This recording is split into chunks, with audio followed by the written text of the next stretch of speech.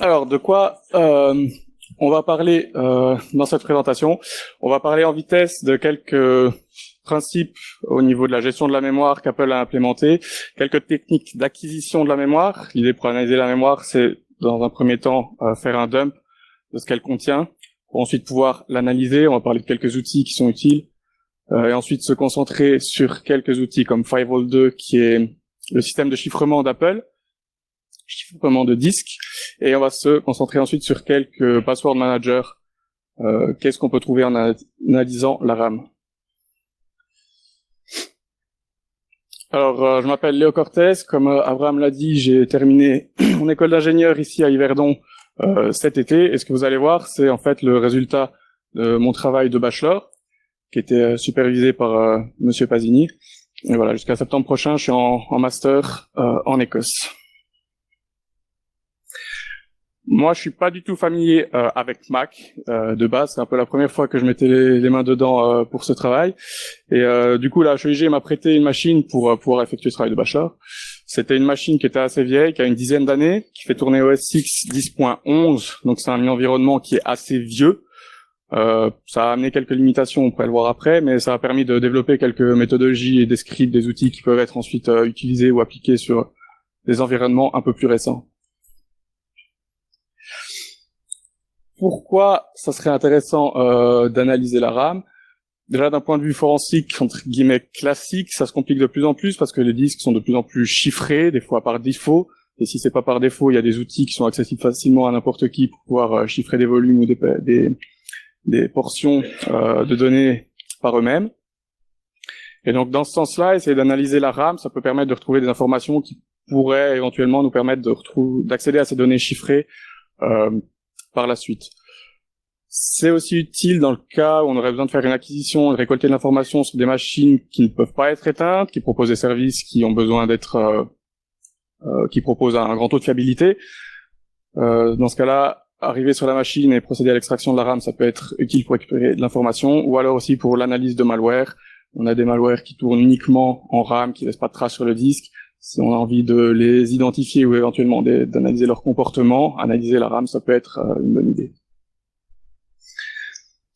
Quelques principes sur la gestion de la mémoire par Apple. Donc, le swapping, c'est ce mécanisme qui fait que lorsque la mémoire est pleine et qu'on en a besoin, on va déplacer des portions de mémoire sur le disque. Normalement, des portions de mémoire qui sont très peu appelées ou qu'on a utilisées il y a très longtemps. Et si par hasard on en a besoin un peu plus tard, on va les recharger du disque dans la mémoire. D'un point de vue forensique, c'est pas super intéressant dans le sens où si on possède un dump de la RAM et un fichier swap, les mettre en corrélation, c'est assez compliqué. Mais de toute façon, sous Apple, la question ne se pose pas vraiment parce que les fichiers sont chiffrés avec des clés qui sont régénérées à chaque démarrage. Donc ça nous complique un peu la tâche. En revanche, Apple a implémenté un système de compression mémoire en plus de la swap. Donc c'est-à-dire que lorsque la mémoire est pleine et qu'on a besoin d'un petit peu de place, on va garder les données en mémoire, on va juste les compresser.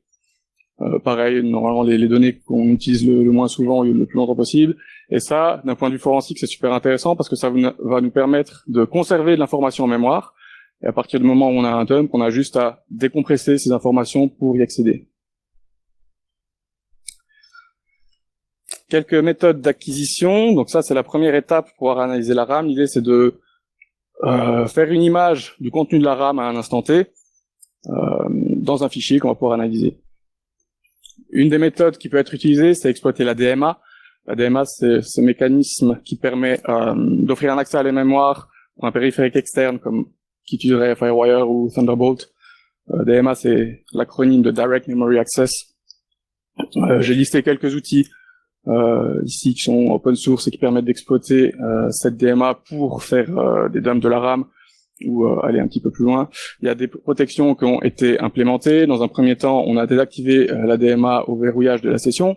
Ensuite, on a installé un système d'IOMMU qui signifie Input-Output Memory Management Unit. C'est un mécanisme qui fait interface entre la mémoire et, en l'occurrence, des périphériques externes pour faire en sorte un petit peu de gérer les accès à quel périphérique a le droit d'accéder à quelle portion de la mémoire pour pas qu'on puisse dumper absolument tout. Dans un premier temps, cette IOMMU était active au bout de l'OS et pas au bout de la machine. Et ensuite, ils l'ont intégré dans le FI pour que ce soit actif dès le boot de la machine. Ils ont fait ça parce que jusqu'en 2016, si vous aviez une machine Mac, que quelqu'un s'était logué, si vous redémarrez la machine, au redémarrage, vous pouviez dumper la RAM, parce que la n'était pas active au démarrage de la machine mais de l'OS. Et à l'époque, le mot de passe d'utilisateur était stocké en clair dans la mémoire, donc vous pouvez non seulement dumper toute la RAM et l'état du système, mais en plus récupérer le mot de passe de l'utilisateur. Aujourd'hui, malgré toutes ces protections, il y a encore moyen de faire deux, trois choses. Si vous jetez un œil à l'étude qui s'appelle Thunderclap, qui date du début d'année, c'était encore possible de récupérer des paquets en clair qui étaient chiffrés par une connexion VPN en se faisant passer pour une carte réseau légitime. Donc voilà, malgré toutes les protections, il y a encore moyen d'exploiter un petit peu ce mécanisme qui est la DMA. On a les cold boot attacks. L'idée, c'est que la RAM, c'est volatile. Une fois que vous avez éteint votre machine, qu'elle est plus sous tension, les données vont se désintégrer petit à petit. Et au bout de quelques secondes, quelques minutes peut-être, vous aurez tout perdu. Mais en refroidissant physiquement les composants, vous allez pouvoir faire en sorte que ces données restent plus longtemps dans la RAM. Titre d'exemple, si vous refroidissez jusqu'à moins 50 degrés, vous pouvez espérer avoir une perte d'1% au bout d'une dizaine de minutes. Et après, si vous allez à coup d'azote liquide, vous pouvez les garder pendant des heures et des heures. Et ça peut vous laisser le temps de récupérer les barrettes, les mettre sur une autre machine et procéder à une acquisition, ou alors éventuellement booter sur un dispositif externe et lancer un programme d'acquisition sur la machine même. Et finalement, la dernière approche, celle que j'ai choisie pour mon travail, c'est l'approche logicielle. Simplement lancer un software sur la machine même. Donc vous avez forcément des outils propriétaires qui sont chers. Et comme on est étudiant, on aime bien quand c'est open source et c'est gratuit. Donc j'ai utilisé OS X, PyMem, qui fait partie de la suite PyMem du projet Recall, dont je vais parler un petit peu après. Qui serait même, d'après quelques comparaisons, plus efficace et plus stable que ses concurrents propriétaires. Quelques mots sur l'acquisition. C'est pas une opération qui est atomique, ça prend du temps, et pendant ce temps, la mémoire elle vit, ce qui fait qu'au moment où vous procédez, vous commencez l'acquisition de la mémoire, il se peut qu'une donnée inscrite à un certain endroit ait été écrasée ou disparaisse, et ça peut mener à éventuellement des incohérences au sein du dump, ou avoir un dump qui serait corrompu, que vous ne pourrez pas utiliser avec certains outils d'analyse. Ça peut créer des instabilités sur le système. Au pire des cas, vous pouvez crasher la machine. Ça m'est jamais arrivé, mais c'est bon de le savoir si vous devez procéder à des acquisitions. Et vous avez besoin souvent d'un accès administrateur. Au niveau de l'analyse, quelques outils qui sont utiles. On a des outils qui sont assez simples, assez classiques, StringsRep, EditorExa, qui sont pratiques pour vérifier rapidement la présence d'un artefact, c'est-à-dire d'une chaîne de caractères ou une chaîne binaire au sein du fichier de dump.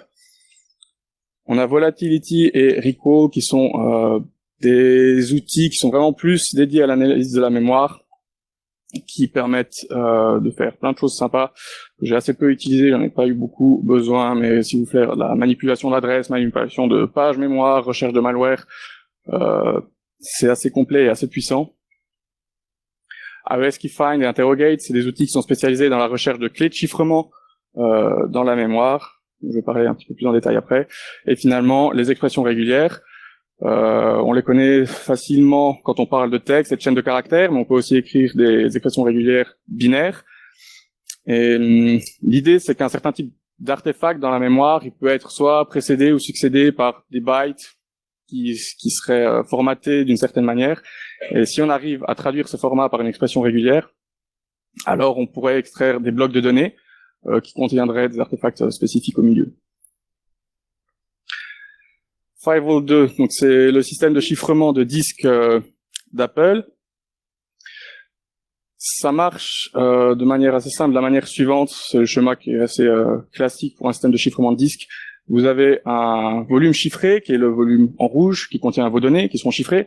Associé à ce volume, vous avez un volume qui n'est pas chiffré, qui est juste au-dessus en vert, mais qui contient des structures de données qui sont nécessaires à récupérer la clé de chiffrement principale du volume. La clé de chiffrement principale, elle s'obtient en général à partir de votre mot de passe, pas directement du mot de passe. C'est pas directement celle qui est dérivée de votre mot de passe, parce que si c'était le cas, ça voudrait dire qu'à chaque fois que vous changez de mot de passe, vous devrez déchiffrer votre disque, rechiffrer votre disque, ça prendrait un temps fou, et vous ne pourrez pas avoir plusieurs utilisateurs sur la même machine. Donc l'idée, c'est qu'à partir de votre mot de passe, on dérive une clé, et avec cette clé, on va déchiffrer ou unwrapper la clé maître du volume qui va être nécessaire pour accéder aux données. Plus en détail, ça ressemble à ceci. Ce qui est important de voir dans ce schéma, c'est le gros carré noir qui est au milieu. C'est un fichier qui s'appelle encryptedroot.plist, qui correspond en fait au petit bloc rouge clair qu'il y a tout en haut. C'est toutes les structures de données qui sont nécessaires à retrouver la clé maître du volume si vous lui fournissez un mot de passe ou alors éventuellement une clé de récupération qui est générée au moment où vous activez en général Firewall 2 et que vous êtes supposé garder. C'est une chaîne de caractères que vous êtes supposé garder précieusement et ne jamais perdre. Et ce qui nous intéresse, nous, dans un premier temps, c'est récupérer la clé maître de volume qu'on a tout en bas en analysant la RAM. Mais voilà, si on possède ce fichier encryptedroot.plist, on peut essayer d'attaquer le mot de passe ou éventuellement la clé de récupération pour régénérer cette clé maître de volume. Alors, comment on récupère des clés de chiffrement dans la mémoire? Firewall, ça fonctionne avec de l'AES, en mode XTS, avec des clés 128, 256 bits. L'idée d'AES, c'est que quand vous avez votre clé, cette clé va être étendue en diverses clés de ronde, sous-clés si on veut, qui seront utilisées à des étapes diverses du chiffrement. Et ces clés de ronde, on peut les obtenir assez facilement à partir de la clé maître principale. Et ce que vont faire ces deux outils, Rescue-Find et Interrogate, c'est considérer un bloc de tant de bytes, potentiellement qui serait la clé plus toutes ces clés de ronde, et vérifier si en appliquant toutes les opérations de génération des clés de ronde, on arrive bien à retomber sur les résultats qu'on a dans la suite. Ça voudrait dire que si effectivement en appliquant toutes ces opérations, on arrive à retrouver les mêmes clés de ronde, c'est-à-dire que le bloc principal est probablement une clé AES, et si c'est pas le cas, c'en est probablement pas une. Petite parenthèse, si vous utilisez AES Keyfind, qui est un peu plus rapide qu'Interrogate, les deux fonctionnent bien, mais AES Keyfind est bien plus petit et fonctionne plus rapidement. Mais si vous l'utilisez et que vous n'arrivez pas à avoir des résultats, ou il semblerait que ça fonctionne pas, jetez un œil aux options d'optimisation à la compilation. Celles par défaut, sur votre système, ça peut que ça fonctionne pas. Moi, il fallait que je les mette au minimum sur d'autres systèmes, il fallait les baisser un petit peu, mais pas forcément au minimum, donc les options d'optimisation sont par défaut sont pas forcément les bonnes, donc jouez avec ça si vous avez des problèmes. Et ça, c'est un exemple d'output que ça peut vous donner en lançant c-interrogate. Si on vous trouve une clé, on va vous donner l'offset de cette clé, quelle est la clé principale et toutes les clés de ronde qui lui sont associées. Donc en lançant un de ces outils sur votre fichier de dump, vous allez obtenir une liste de plein de clés qui sont soit des faux potentiels, soit des clés qui appartiennent à des processus qui nous intéressent pas forcément. Et nous, ce qu'on veut, c'est récupérer celle de Firewall 2 dans l'idée de pouvoir accéder à ce volume ensuite. Donc pour faire ça, pour identifier quelle est la bonne clé, la clé de volume, on va changer d'environnement, on va booter sur un périphérique externe. Dans un premier temps, on va essayer d'identifier quelles sont les partitions utiles. On peut utiliser fdisk pour ça, pour voir où se trouve notre disque et nos partitions. On peut utiliser MMLS, c'est un outil qui fait partie du Sloskit, c'est un peu la panoplie d'analyse pour tout ce qui est système de fichiers. Et là, en jaune, on voit qu'on a deux partitions, Macintosh HD et Recovery HD. Macintosh HD, c'est votre volume chiffré, qui contient toutes vos données chiffrées, et Recovery HD, c'est le volume qui est en clair, mais qui contient le fichier qu'on a vu précédemment, encryptedroot.plist, qui est nécessaire pour générer la clé de volume principale. Ce qu'on peut faire éventuellement, c'est extraire ce fichier encryptedroot.plist. Si on veut jouer avec le mot de passe par la suite, on peut utiliser FLS, qui est une commande qui va lister tous les fichiers dans un volume. On va le grepper avec le fichier qu'on aimerait rechercher. On va obtenir un inode. Et à partir de cet inode, en utilisant icat, on peut extraire le fichier qui nous intéresse. Comme ça, on l'a localement. Et ensuite, pour effectivement identifier quelle est la bonne clé, on peut utiliser libfvde. C'est un outil qui a été conçu par rétro-ingénierie de Firewall 2, quand c'était à l'époque sous OS X 10.7, donc c'est assez vieux, mais ça reste toujours assez d'actualité. Et la deuxième commande, elle fait de manque-k avec une clé qui n'est pas la bonne, on va nous générer une erreur. En revanche, la commande suivante, la clé est correcte, on n'a pas de message d'erreur. Donc en essayant en fait de monter le volume avec toutes les clés potentielles qu'on a trouvées précédemment, on va réussir à un moment à monter ce volume et on aura trouvé la bonne clé. En fait, on va pas exactement monter le volume, on aura un accès brut entre guillemets aux données qu'il faudra ensuite monter dans un système de fichiers HFS+. LibFV2 fonctionne que pour du HFS+, pas de la PFS. Il y a des outils similaires qui font à peu près la même chose que j'ai pas eu l'occasion de tester qui existent pour la PFS. Et ensuite, voilà, les deux commandes suivantes font à peu près la même chose, sauf qu'elles utilisent le fichier qu'on a extrait précédemment, encryptedrules.plist, qu'on passe en paramètres, et ensuite on passe un mot de passe pour essayer de régénérer la bonne clé. Et la commande suivante, c'est la même chose avec une clé de récupération. Ensuite, l'étape suivante, donc là on a un accès brut aux données. L'étape suivante, c'est de monter le système de fichiers pour pouvoir effectivement accéder à ces données. Personnellement, ça plantait à ce moment-là. J'avais cette erreur que j'ai pas réussi à résoudre. Il y a quelques issues ouvertes qui semblent présenter le même problème. J'ai pas beaucoup creusé plus que ça. Mais voilà, je pense qu'en analysant un petit peu comment libfv2 fonctionne et en ayant un petit peu de connaissances au niveau du système de fichiers HFS+, il y aurait moyen de résoudre ça en passant un peu de temps. Pour ce qui est des machines récentes, maintenant, sur les machines très récentes, vous avez une puce qui s'appelle la puce T2 à laquelle on délègue toute la partie chiffrement du disque, ce qui fait que c'est beaucoup plus rapide parce qu'on a des instructions très bas niveau qui sont gérées pour AES, mais ce qui veut dire que la clé est stockée physiquement sur la puce et elle transite plus en mémoire. Donc les étapes qu'on a faites précédemment, en fait, elles ne serviraient à plus rien. Ce qui signifie aussi que si vous détruisez malencontreusement cette puce, vous perdez l'accès à vos données sur votre disque.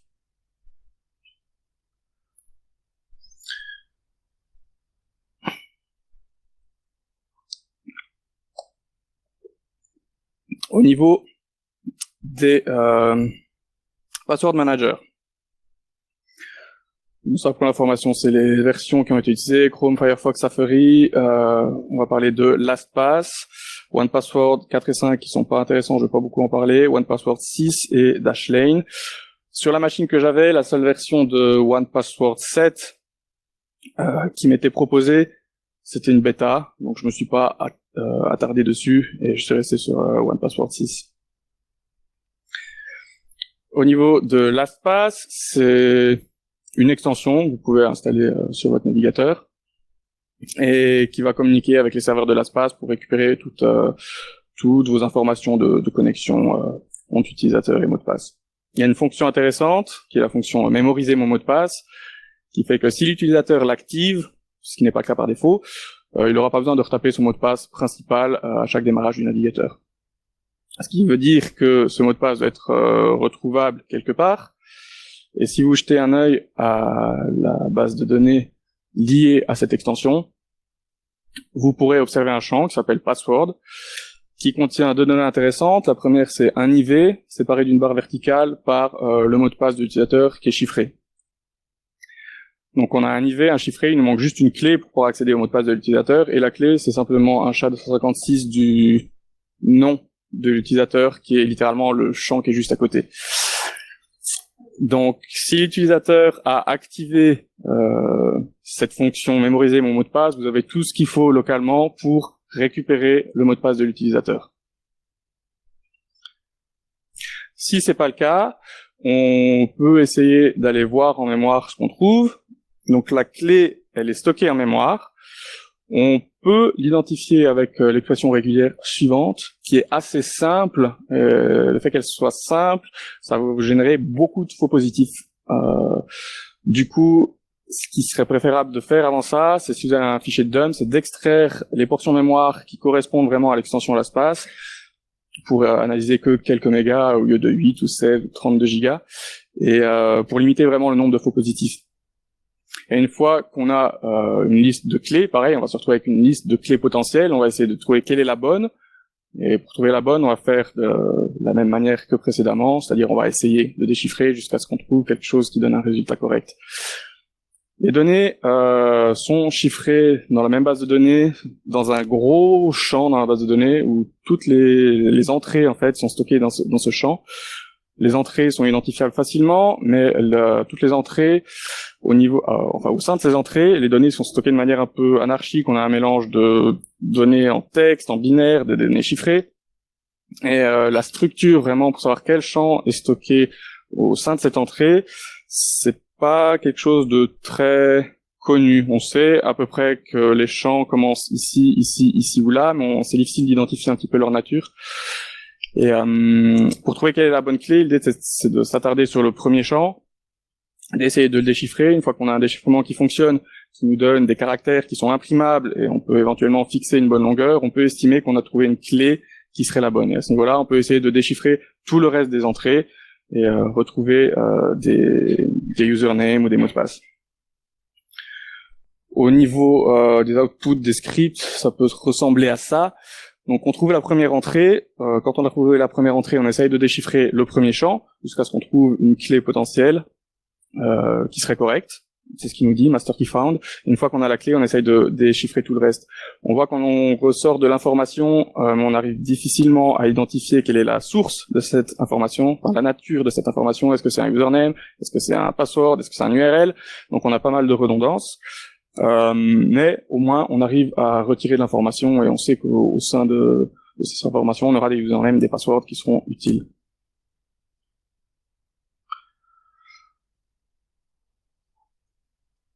Pour ce qui est des autres extensions, pour les autres browsers, pour Safari, j'avais simplement un système qui était trop vieux, donc je ne pouvais pas utiliser l'extension LastPass pour Safari. Pour Firefox, le master password est aussi stocké dans la mémoire, il est aussi récupérable. En revanche, la structure de la base de données est très différente de celle de Chrome, et il n'y a pas de travail de reverse qui a été fait dessus au préalable. Ce qui veut dire qu'on ne sait pas vraiment comment sont effectivement stockées les données et à quel moment les données chiffrées commencent, donc on ne sait pas vraiment comment les déchiffrer, et on ne peut pas vraiment essayer toutes les clés potentielles qu'on aurait trouvées pour identifier la bonne. Donc une part de reverse serait souhaitable pour pouvoir aller plus loin. Au niveau de OnePassword 6, il y a quelques artefacts qui sont particulièrement intéressants. Donc là, on va se concentrer sur l'application de bureau. Quand vous créez un compte sur OnePassword, vous aurez besoin d'un mot de passe, évidemment, d'une email adresse et d'une clé secrète qui sera générée au moment de la création de votre compte. Ces trois artefacts vont vous permettre de vous connecter sur un navigateur à votre compte et accéder à toutes vos entrées. Et vous avez un mot de passe différent qui est le mot de passe local qui va être utile pour déverrouiller l'application localement. Le protocole de test pour les étapes suivantes, et puis pour l'espace aussi d'ailleurs, c'est lancer l'application, déverrouiller l'application avec le mot de passe principal, faire un premier dump, verrouiller l'application, s'il n'y a pas de fonction de verrouillage, on la quitte tout simplement, faire un second dump, ensuite comparer les dumps pour voir quelles sont les informations qui subsistent en mémoire. Idéalement, lorsque l'application est verrouillée ou quittée, il serait souhaitable que toutes les informations sensibles disparaissent, ce qui n'est pas forcément le cas. Et en résumé, en analysant un petit peu la mémoire pour OnePassword 6, qu'est-ce qu'on trouve? On trouve à peu près tout ce qu'on veut. Donc les passwords locaux, toutes les données nécessaires à se connecter au compte en ligne et les entrées d'utilisateurs. Donc au niveau des entrées, on trouve le password, username. Elles sont écrites en clair, mais elles sont difficiles à lier entre elles. Les usernames sont identifiables, les mots de passe sont identifiables facilement. Pareil, par expression régulière, on arrive facilement à ressortir un peu tous les mots de passe qu'il y a dans les entrées, mais savoir quel username est lié à telle entrée, c'est quelque chose de compliqué. En revanche, c'est pas dramatique parce que on peut trouver également le mot de passe maître local de l'application. Vous verrez peut-être des noms politiques apparaître, c'est juste que je changeais régulièrement le mot de passe maître et au bout d'un moment, l'imagination, elle se perd un petit peu. Du coup, j'ai pris la liste des conseillers fédéraux dans l'ordre antichronologique. J'ai aucun message politique à faire passer. Et du coup, voilà, le mot de passe local apparaît en clair. Et le deuxième screenshot que vous avez juste en dessous, c'est l'apparition de 4 mots de passe différents, 3 apparitions différentes de 4 mots de passe différents. Et on voit qu'en un coup d'œil, on a des patterns qui se répètent. Et une fois qu'on a traduit ça en expression régulière, on peut sortir le mot de passe local pratiquement sans faux positif. Le mot de passe local, il est stocké dans la mémoire quelque part, on sait pas trop où. Il est pas lié au processus. Si vous extrayez juste le processus, la mémoire du processus lié à OnePassword, vous ne trouvez pas le mot de passe local. probablement que quand vous lancez votre application OnePassword, à un moment on va allouer de la mémoire pour stocker ce mot de passe, et à un moment sûrement qu'on va désallouer cette mémoire sans la nettoyer, ce qui expliquerait pourquoi on trouvait ce mot de passe quelque part perdu dans la mémoire, mais pas lié au processus même de OnePassword. Et plus en détail, on trouve la clé secrète que j'ai mentionnée précédemment. Elle suit un format particulier, elle commence par A3, suivi de quelques caractères séparés par des tirets. Donc c'est un format très spécial, et si vous le traduisez en expression régulière, vous n'aurez pas de faux positifs pratiquement.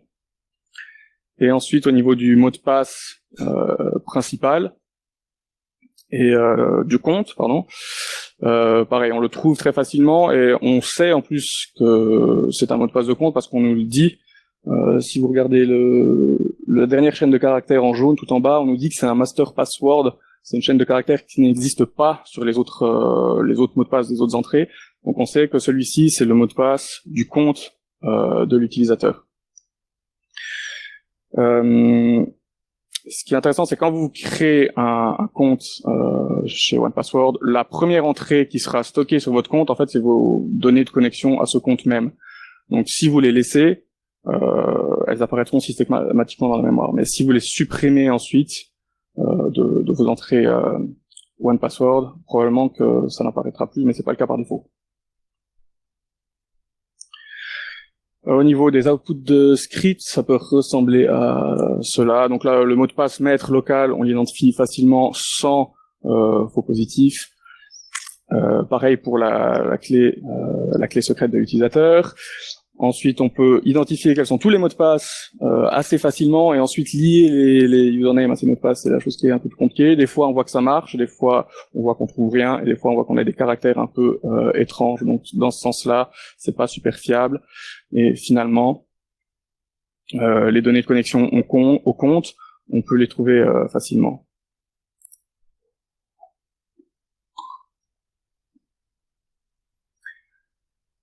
Au niveau de Dashlane, dans un premier temps, juste l'application desktop.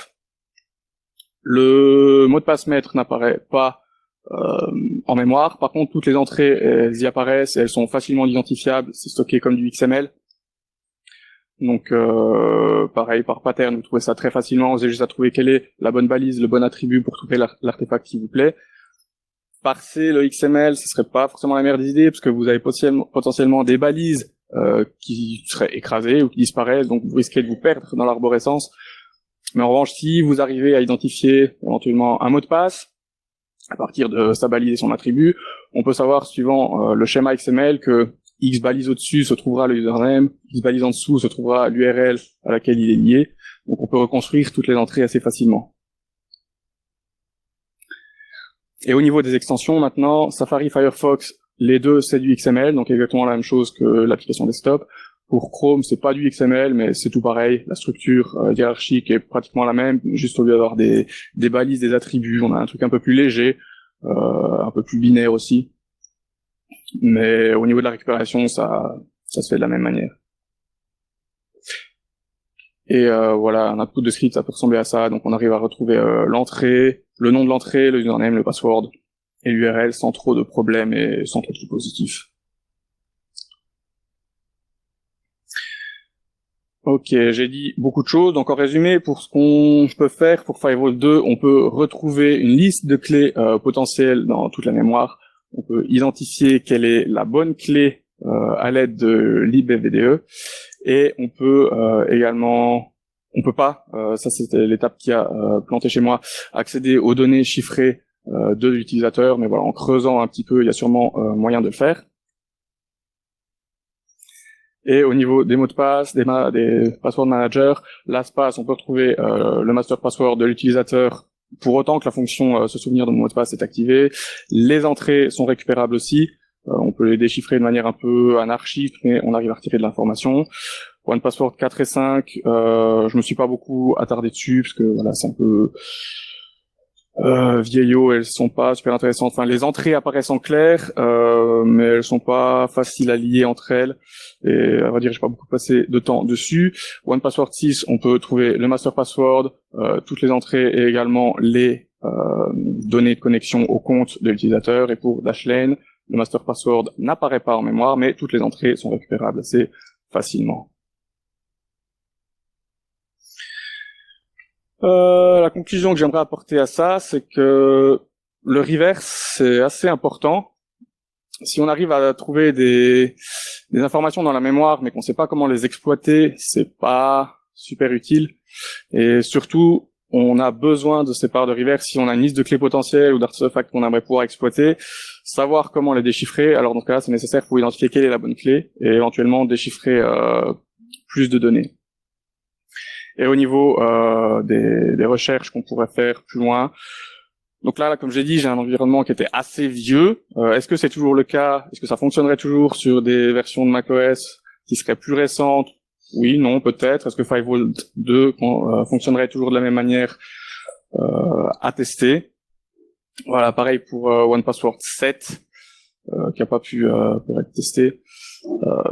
Voilà, je sais qu'il y a des étudiants dans la salle. S'il y en a qui aimeraient reprendre ça comme travail de bachelor prochainement, c'est tout à fait faisable.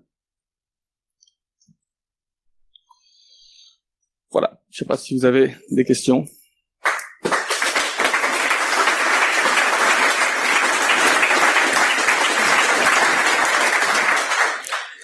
Merci beaucoup Léo pour cette présentation très intéressante. Est-ce qu'il y a des questions?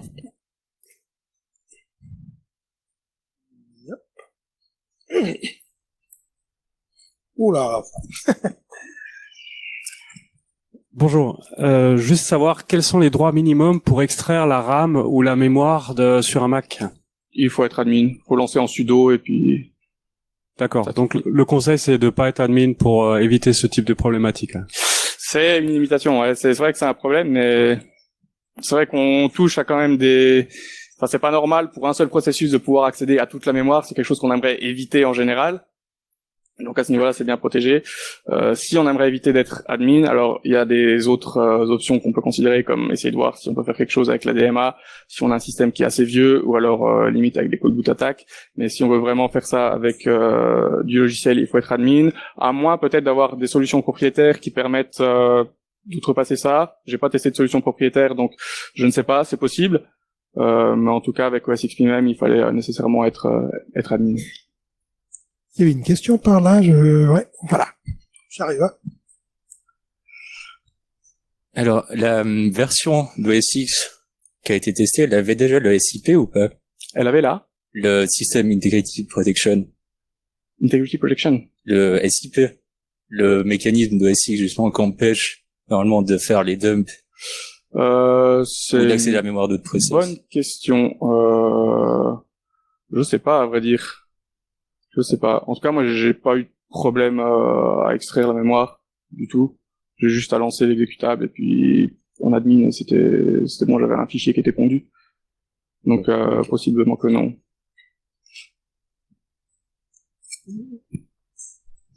Have you informed the vendors from the password managers about your findings, and if yes, what was the Yes, reaction? I did. Basically, they know. LastPass, they told me, yes, we know it's a kind of a breach, but like when you activate the function remember my password, like you will be displayed a message like this is dangerous. But we know it. For Dashlane, they told me, yeah, we know that, but basically it's like an extreme case. If you can get over the machine, if you can have the control over the machine, you can do pretty much everything you want. So we don't want to go further. And OnePassword, they told me, yeah, basically, just use OnePassword 7 and update your system. Bye. Yeah. D'autres questions? Oui.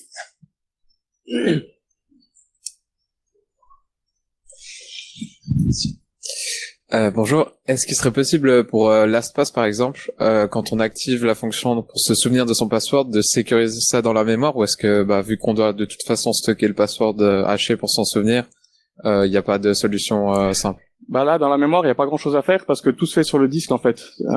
Les champs sont enregistrés dans la base de données sous du SQLite stocké sur le disque et vous avez juste à récupérer ce fichier. Et une fois que vous avez ce fichier, vous avez toutes les clés en main pour récupérer le mot de passe. Donc au niveau de la mémoire, il n'y a pas grand-chose à faire. Et puis au niveau du disque, c'est la manière dont l'extension fonctionne. Donc il n'y a pas vraiment moyen de possibiliser ça non plus. Mais c'est vrai que quand vous décidez, cette fonction n'est pas active par défaut, mais si vous décidez de l'activer, vous aurez effectivement un petit message qui va apparaître, qui vous dit attention, c'est dangereux.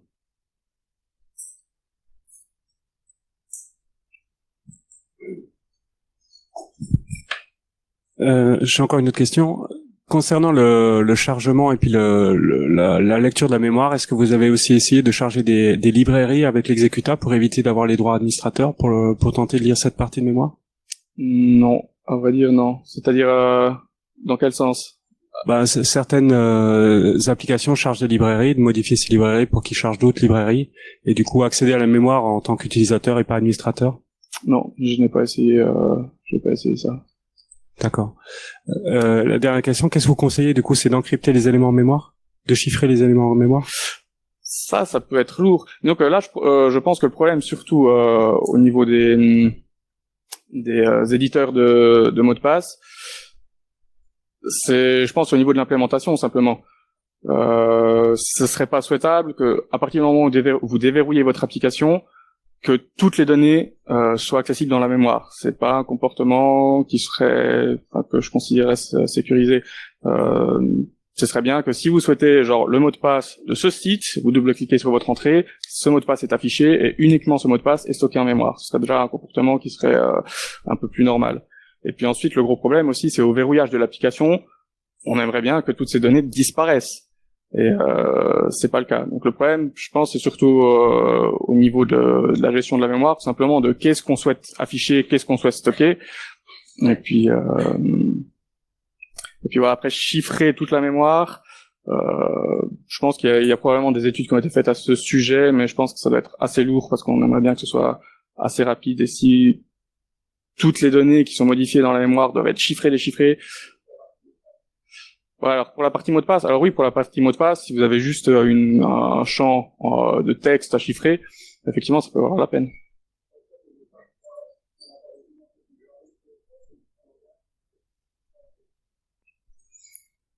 Alors oui, c'est une possibilité, effectivement. Après, si vous avez la possibilité de gérer vous-même la mémoire, alors vous êtes sûr de ce que vous faites, en tout cas. Après, si vous laissez un garbage collector gérer ça, c'est vrai que vous avez moins le contrôle.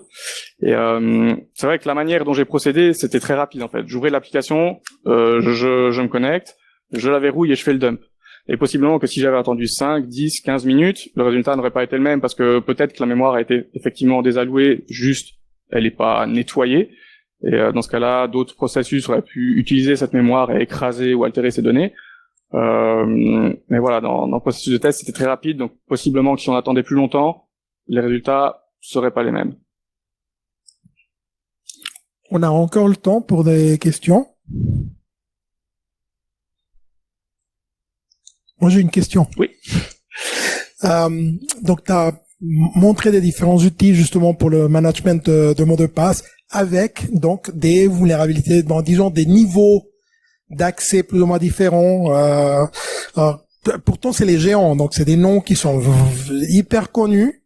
Comment expliquer que les géants comme ça, en fait, aient ces vulnérabilités? Est-ce que c'est laziness? Est-ce que c'est l'incompétence? À ton avis, en fait, qu'est-ce qui explique qu'on arrive quand même à trouver donc ces différences flagrantes entre différentes versions des gestionnaires?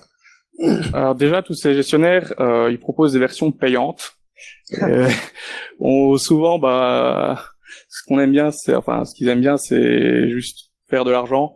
C'est parfois la sécurité, c'est vrai que ça peut être laissé en second plan. Peut-être après, au niveau de la conception du produit, la base n'était peut-être pas saine. Ils sont sûrement vieux. Je pense que les premières versions remontent d'il y a quelques années en arrière. Peut-être qu'à l'époque, on se souciait pas trop de ce genre de problème et qu'après, au fur et à mesure, en ayant développé le produit, on a construit sur des bases qui sont pas forcément saines. C'est aussi une option. Mais c'est pas, la conclusion, c'est un peu, c'est pas parce que vous payez pour un produit que la sécurité est pour autant très bonne. Mais Voilà, j'aurais bien voulu essayer avec des solutions open source, mais j'ai pas eu le temps de faire ça. Est-ce que les résultats auraient été aussi concluants? Je sais pas. Merci. Dernière question.